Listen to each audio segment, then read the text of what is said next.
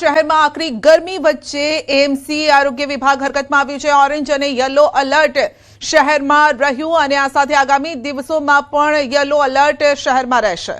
ગરમીના પગલે હીટ એલર્ટના પ્રતિદિન 5 થી 7 કેસ પણ નોંધાઈ રહ્યા છે। આ સાથે જ છેલ્લા એક સપ્તાહમાં 70 થી વધુ જે ગરમી લાગી છે તેના કેસ નોંધાયા છે, લૂના કેસ નોંધાયા છે। કન્સ્ટ્રક્શન સાઇટ પર કડક સૂચના અપાઈ છે, શ્રમિકોને બપોરના સમયે કામ ન કરવા માટે સૂચના અપાઈ છે। હવે જે ગરમી છે એમાં જે બપોરે 12 થી 4નો સમય છે કે જેમાં મેક્સિમમ ગરમી રહેતી હોય છે, તેમાં શક્ય હોય તો બહાર ન નીકળવું જોઈએ।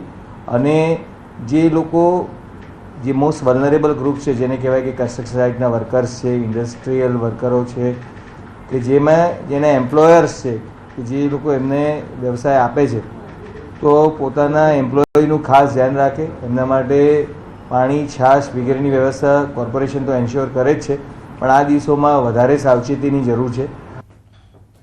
રાજકોટમાં પણ તાપમાનનો પારો 43 ડિગ્રીએ પહોંચતા મનપા તંત્ર દ્વારા હીટ વેવ સામે રક્ષણ મેળવવા કડક એડવાઇઝરી જાહેર કરાઈ છે। આરોગ્ય વિભાગે શહેરના 1.5 લાખ નાગરિકોને SMS મારફતે સાવચેત કર્યા। કન્સ્ટ્રક્શન સાઇટ પર બપોરે 1 થી 4 સુધી મજૂરો પાસે કામ ન કરાવવા આદેશ। શહેરીજનોને ડિહાઇડ્રેશનથી બચવા માટે પણ ખાસ સૂચના। BRTS બસ સ્ટોપ પર કુલર, ORSના જગ મુકાશે। હોટસ્પોટ વિસ્તારોમાં ORS વાન તહેનાત રાખવામાં આવશે।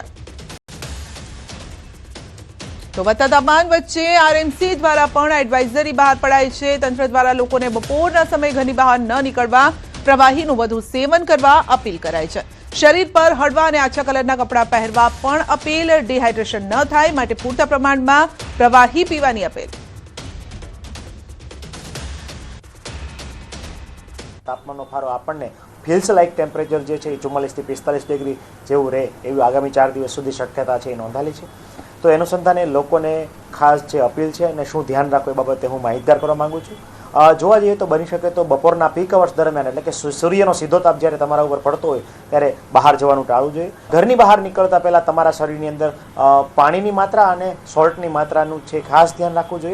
ઉનાળાના દિવસો દરમિયાન હાલ જે છે દર કલાકે ઓછામાં ઓછું 1 થી 1.5 ગ્લાસ એટલે કે 200 ml જેટલું પાણી છે દર કલાકે પીવું જોઈએ। આ ઉપરાંત અત્યારે ખાસ કરીને ખૂબ ગળ્યા અને ખૂબ ઠંડા જે છે એ પ્રવાહીનું સેવન ના કરતા, જેમની ઉંમર 60 કરતાં વધારે હોય, કોઈને હાઇપરટેન્શન, ડાયાબિટીસ કે કોઈ કિમોથેરાપી ચાલુ હોય, કેન્સરની બીમારીથી ગ્રસિત હોય, તો આવા કોઈ પણ વડીલોએ જે છે બપોરના સમયે ખાસ જે છે બહાર જવાનું ટાળવું જોઈએ।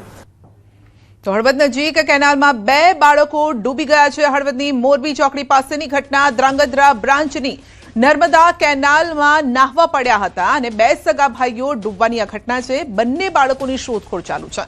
પ્રાપ્ત માહિતી મુજબ તમિલનાડુના રહેવાસી અને ટ્રક ચાલક પિતાના સાથે આવેલા 15 વર્ષીય સુભાષ શિવકુમાર, 13 વર્ષીય સિતેશભાઈ શિવકુમાર મોરબી તરફ જતા હતા અને આ દરમિયાન કેનાલ કાંઠે રોકાઈ નાહવા ગયા અને બંને પાણીમાં ગરકાવ થઈ ગયા। ઘટનાની જાણ થતાં સ્થાનિક લોકો તંત્ર દ્વારા સઘન શોધખોળ શરૂ કરાઈ છે।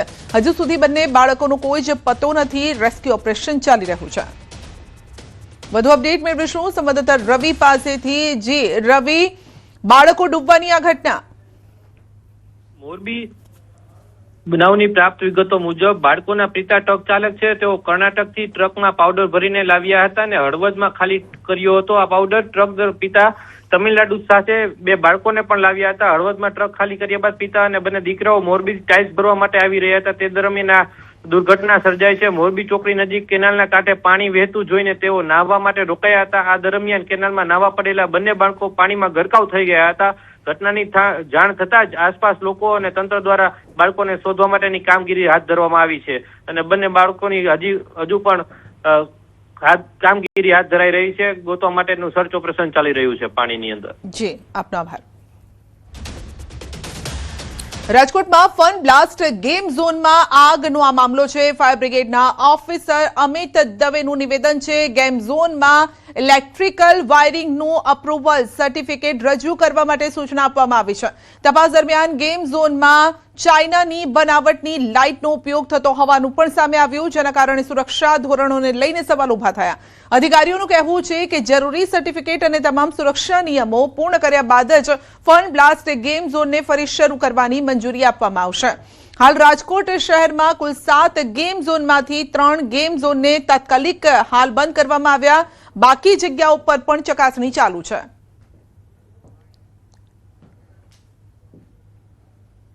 રાજકોટમાં ટોટલ 7 ગેમ ઝોન છે. એ 7 ગેમ ઝોનમાં 3 ગેમ ઝોન હાલ પૂરતા ટેમ્પરરી બંધ છે. એમાંથી આ ત્રીજું જે આ ફન બ્લાસ્ટ છે એ રવિવારે બંધ થયું. હવે એ લોકો ઇલેક્ટ્રિકના સર્ટિફિકેટ, વાયરિંગ એપ્રુવલ ને બધું આપી દેશે, પછી એ લોકોને આપણે શરૂ કરવાની પરમિશન. વધુ અપડેટ મેળવીશું સંવાદદાતા અંકિત પાસેથી. જી અંકિત, ફન બ્લાસ્ટ ગેમ ઝોનમાં આગનો મામલો છે, કઈ રીતે કાર્યવાહી આગળ વધી છે અને બીજા ગેમ ઝોનને લઈને પણ કયા પ્રકારની એડવાઇઝરીનું પાલન કરવામાં આવી રહ્યું છે? ચોક્કસથી સંધ્યા, વાત કરવામાં આવે તો રાજકોટ શહેરના 150 ફૂટ રિંગ રોડ નંબર 2 ઉપર આવેલા ફન બ્લાસ્ટમાં ગત 26મી તારીખના રોજ સાંજના 7:30 વાગ્યા આસપાસ આગ લાગવાની ઘટના છે તે સામે આવી હતી અને સમગ્ર મામલાની જાણ થતાં તાત્કાલિક અસરથી રાજકોટ મહાનગરપાલિકાનો ફાયર વિભાગ તેમજ ડેપ્યુટી મ્યુનિસિપલ કમિશનર કક્ષાના અધિકારીઓ ઘટના સ્થળ ખાતે દોડી ગયા હતા. જે સમયે આગ લાગી હતી ત્યારે ગેમ ઝોનની અંદર 600 થી 650 જેટલા વ્યક્તિઓ હાજર હોવાનું સામે આવ્યું હતું, તેમજ 300 થી 350 જેટલા બાળકો હોવાનું બનાવ સમયે છે તે સામે આવ્યું હતું અને તાત્કાલિક અસરથી આ ગેમ ઝોનને છે તે બંધ કરવામાં આવ્યો છે ને જ્યાં સુધી ઇલેક્ટ્રિક વાયરિંગ બાબતેનું સર્ટિફિકેટ ન મળે ત્યાં સુધી ગેમ ઝોન છે તે બંધ રાખવાની તાકીદ છે તે કરવામાં આવી હતી. ત્યારે સમગ્ર મામલે ફાયર બ્રિગેડના ઓફિસર અમિત દવેનું નિવેદન સામે આવ્યું છે. તેમના દ્વારા જણાવવામાં આવ્યું છે કે રાજકોટ શહેરમાં હાલ 7 જેટલા ગેમ ઝોન આવેલા છે ને તેમાં ફન બ્લાસ્ટ સહિત હાલ 3 જેટલા ગેમ ઝોન છે તે ટેમ્પરરી બંધ છે. ફન બ્લાસ્ટ દ્વારા જણાવવામાં આવ્યું છે કે તેમની પાસે ટાઉન પ્લાનિંગ વિભાગની મંજૂરી પણ તેમને મળી ચૂકી છે. ત્યારે હાલ અત્યારે પીજીવીસીએલનું એપ્રુવલ સર્ટિફિકેટ આવ્યા બાદ આ ગેમ ઝોનને છે તે શરૂ કરવાની મંજૂરી મળી જશે. જોકે જે પ્રમાણે આગજનીનો બનાવ સામે આવ્યો હતો ને ત્યારબાદ જે ગેમ ઝોનની અંદર જે લાઇટનો ઉપયોગ કરવામાં આવ્યો હતો, આ લાઇટ છે તે મેડ ઇન ચાઇનાની હોવાનું છે તે સામે આવ્યું છે અને તેના જ કારણે શોર્ટ સર્કિટ થઈ હતી અને આગના તણખા ચડ્યા હતા ને ત્યારે આગના તણખા છે તે નીચે બાળકો જ્યાં રમતા હતા ત્યાં સુધી પહોંચ્યા હતા અને સમગ્ર મામલે છે તે આગજનીનો બનાવ છે તે સામે આવ્યો હતો. જી આપનો આભાર. વડોદરાની સયાજી હોસ્પિટલમાં વૃદ્ધાનો મૃતદેહ ડિકમ્પોઝ થવાના મામલે શરૂ થયો વિવાદ. હવે તબીબોની સુરક્ષા મુદ્દે મોટા આંદોલનમાં આ વિવાદ ફેરવાઈ ગયો. વિદેશથી આવેલા પુત્રએ માતાનો મૃતદેહ જોયા બાદ હોસ્પિટલની વ્યવસ્થાને લઈને આક્રોશ વ્યક્ત કર્યો, જેના પગલે પરિસ્થિતિ તણાવપૂર્ણ બની ગઈ અને આ દરમિયાન તબીબો પર હુમલાના આક્ષેપ થતા રેસિડેન્ટ અને જુનિયર તબીબો હડતાલ પર ઉતરી ગયા, જેના કારણે ઓપીડી સહિતની બિનજરૂરી સેવાઓ બંધ રહી અને દર્દીઓને ભારે મુશ્કેલીનો સામનો કરવો પડ્યો. હોસ્પિટલ તંત્રએ આ ઘટનાને ટેકનિકલ ખામી ગણાવી છે, જ્યારે કે પોલીસે મારામારીના કેસમાં 6 લોકોની ધરપકડ કરી. પોલીસ તંત્ર દ્વારા સુરક્ષા વધારવાની ખાતરી આપવામાં આવી છે, પરંતુ તબીબો લેખિત સુરક્ષા અને સિક્યુરિટી વ્યવસ્થામાં સુધારાની માંગ પર અડગ છે.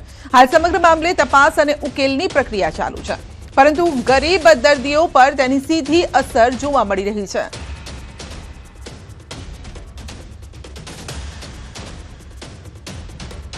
આશ્વાસન આપ્યું છે, પણ અમારી મહત્વની માંગણી એ જ છે કે કાયમી સિક્યોરિટી જે સ્થળ પર હોય અને જે કામ ભારતમાં કોઈ પણ વ્યક્તિ પર હિંસા જો આરોપીને પણ આપણું સંવિધાન પ્રોટેક્શન આપતી હોય તો સરકારી કેમ્પસમાં કામ કરતા ડોક્ટરને સુરક્ષા કેમ ન મળે, ફિમેલ રેસિડેન્ટને સુરક્ષા કેમ ન મળે?